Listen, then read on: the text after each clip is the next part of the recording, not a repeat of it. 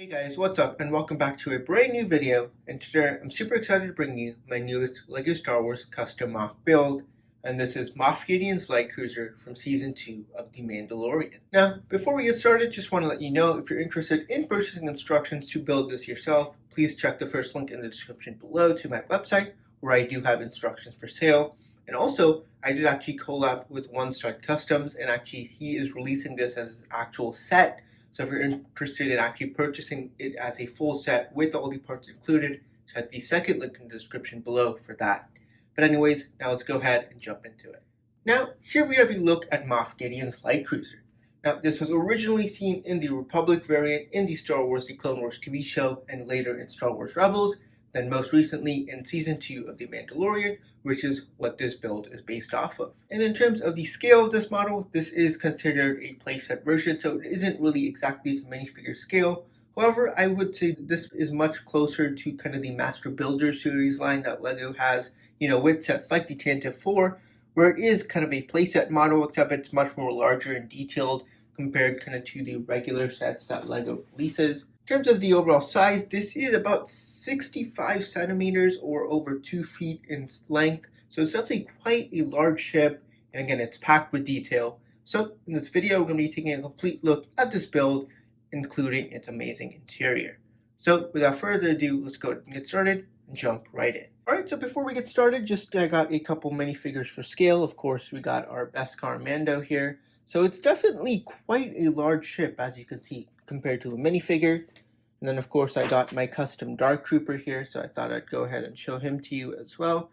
Pretty cool build here. Again, if you buy the instructions, you will actually include it in those instructions as how to build this Dark Trooper. So, pretty awesome there. Now, let's go ahead and start off taking a quick look at some of the different angles and spin around of the model. So here's a quick look at the side of the model, so you can kind of get a look at some of the better detailing. So definitely a pretty unique ship in terms of just its overall size and design. And also some kind of the angles of these plates are also definitely quite unique. So you can see kind of some of the detailing on the side, and again, we'll get a better look at it in just a second. And here we have a look at the back of the build. Again, it's so long that it does actually come off my background, but again, you can get a better look at just some of the detailing on the panels, the engines, as well as the bridge. And then here's a better look at it kind of from the front angle here, so you can again get a better look at some of the detailing. So we'll start off here in the front, taking a look at the exterior, and then jump into the interior. Go and start off here taking a look at the exterior with the front armoring. Now, in order to kind of make the exterior armor / paneling of the cruiser, I wanted to add as much detail as possible. So rather than just making the entire exterior completed with studs or just tiles, I ended up doing a mix of both. And that's kind of to give it a bit more of a greebling look. If you see actually in the Mandalorian Season 2, the ship actually is quite detailed in terms of all the greebling on the exterior. And so that's kind of what I wanted to show with the mixture of tiles and plates. And overall, I think it looks great. Now, in terms of the way the armor is separated, so you have this one section here. This actually is a section that can flip open. And then this front smaller section here is the one that is stationary. Now, moving along, we have two of these kind of twin turbo lasers, which do spin 360 degrees. Again, a pretty interesting technique, kind of inspired by the UCS Imperial Star Destroyer. And then down the center, we kind of had this main stripe with some nice detailing. So again, some kind of nice greebling. You got some kind of dark bluish gray tile and kind of grill pieces. And then finally, a quick look at the side section here. So a variety of other types of greebling here in dark bluish gray. We got two more twin turbo lasers on each side, and you can see kind of like a docking bay section in the center, as well as some other detailing. Alright, and then moving along to the back here, you have kind of these two sections here. So these are actually kind of where the main docking bay would be here on each side, and it's exactly identical. And then you can have some nice detailing. This section overall isn't really at a sloping angle, so this is definitely a separate section from this panel here. Then finally in the back, you have kind of your kind of angled piece here. And then finally, here's a quick look at the bridge. And again, let's see if we can get a better look at it there. It is mostly made using bricks and tiles. And again, you have kind of the main viewing port in the center, as well as on the side, which is what's represented by the black plates and tiles. Alright, and then here we have a look at the back of the build. So again, as I said, apologies, my background is not big enough to kind of get this in frame. So you have kind of the back section of the bridge, which is made using a variety of slopes. You got kind of this second section kind of jets out, which is where the three main engines are. So you got a variety of other tile and plate detailing. And then here are the engines. Now, these engines are actually pretty much identical to the ones seen in the Republic Cruiser and Republic Frigate sets from the 2007 and 2011 respectively. So I kind of use that similar design in terms of the engine, and overall it's actually a pretty good scale here. So again, you can see each one of them do have kind of the engine detailing in the back. Now the center engine was actually quite unique because of the fact that it doesn't kind of use these quarter cylinders. It is mainly kind of made using these kind of angled plates. So another fun little kind of more unique design there, definitely a bit more challenging. So that was really fun to make as well. But yeah, those are a look at the back engines. All right, so now let's go ahead and take a look at the interior. Now, the way the interior works, this section here is able to fold up, and then this section is able to fold outward. Now, the way it works is because of the fact that the panel pieces are quite heavy, they do actually fall down. That is why there is actually an interesting mechanism where if you lift this piece here, there is actually a hinge which kind of folds outward.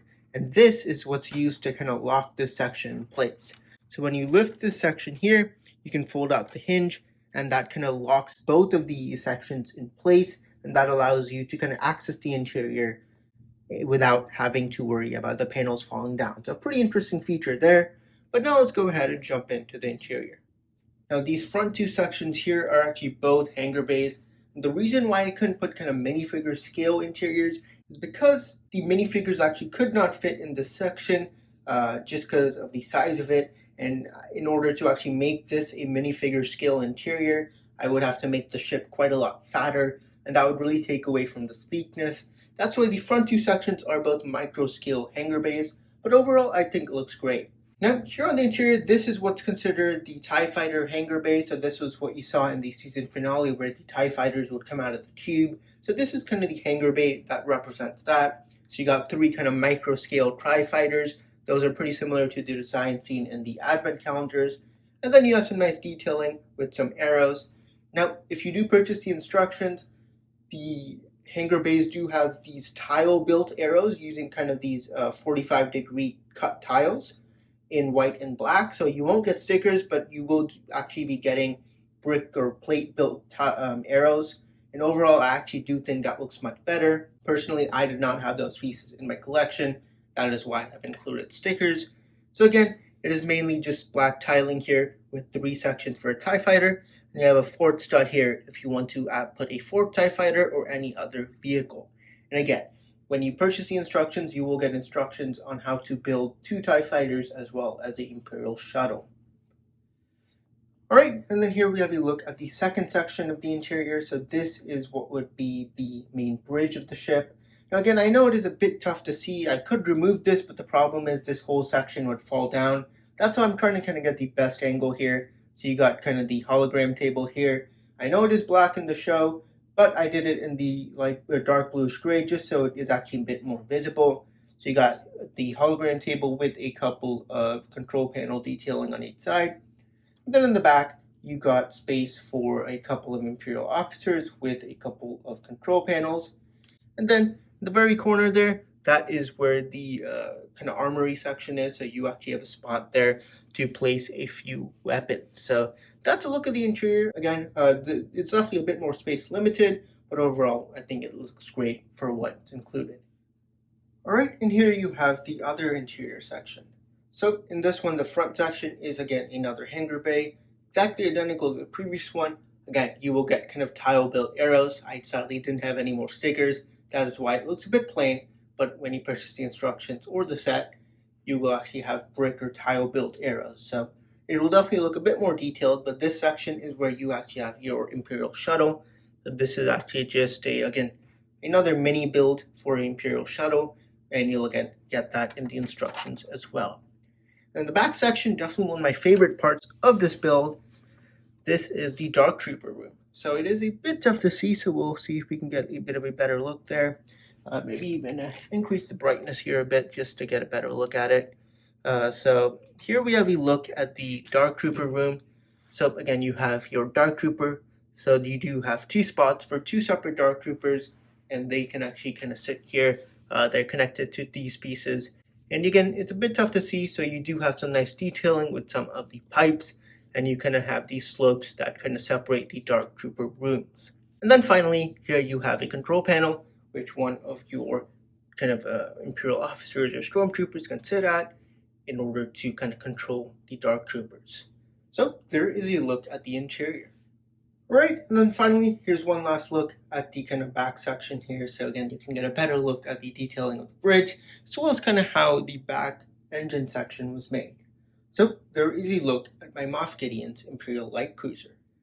Alright, but anyways, there you go. So there was a look at the Imperial Light Cruiser. Now, one last thing I just wanted to show you was the underbelly. So overall, this is a very sturdy ship. So again, easily kind of movable and playable. But again, so I do have a few slopes here. And because of the fact that the engines are kind of off the ground a bit, these slopes kind of allow the whole ship to kind of balance kind of a couple bricks above the floor. So it's a pretty nice build. Again, the way the bricks are placed, that actually allows the whole ship to kind of be balanced. So technically, it's not even touching the ground at the engine. It is completely balanced on those bricks, and overall, that kind of allows for a proper display. It won't kind of sag or tilt down. So just wanted to quickly show you that. And again, as I picked it up, it's a very stable ship, built kind of to the quality that a Lego set would be in terms of stability. So you can easily play with it, kind of swoosh it around, won't break. So just wanted to let you know about that. But anyways, thank you so much for watching this video. So if you enjoyed it, a thumbs up would be great. Do not forget to subscribe and stay tuned for more videos coming very soon. Let me know down in the comments your thoughts on this build. Again, more Lego Star Wars custom builds are coming in the near future. And again, I'm going to be trying to post a little bit more often, try to do it at least once a week. So definitely stay tuned for more videos coming very soon. But anyways, thank you so much for watching, and I'll see you all next time.